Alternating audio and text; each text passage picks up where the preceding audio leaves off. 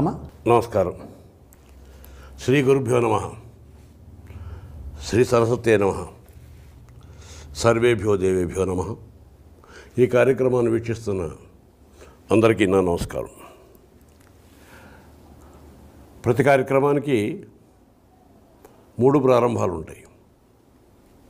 దీన్నే మనం మనోవాక్కాయ కర్మ అంటాం. అంటే ముందర సంకల్పం, దాని తర్వాత సంకల్పాన్ని ప్రకటించటం, దాని తర్వాత క్రియాత్మకంగా ఆచరించటం. అలాగే ఈ కార్యక్రమానికి కూడా 3 ప్రారంభాలు ఉన్నాయి. మనం ఏదైనా ఒక పెద్ద ఎత్తున పూజా కార్యక్రమం తలపెట్టినప్పుడు దానికి ముందర మొట్టమొదట ఆది పూజ విఘ్నేశ్వరుడికి చేస్తాం. ఆ విఘ్నేశ్వరుడి తాలూకు పరిపూర్ణమైన పూజ చేయడానికి ముందర పసుపు వినాయకుడిని పెట్టి లఘు విఘ్నేశ్వరుడు పూజ చేస్తాం. అలాగనమాట. ఈ కార్యక్రమానికి మొట్టమొదటి ఇలా పసుపు వినాయకుడి పూజ ఏమిటి అంటే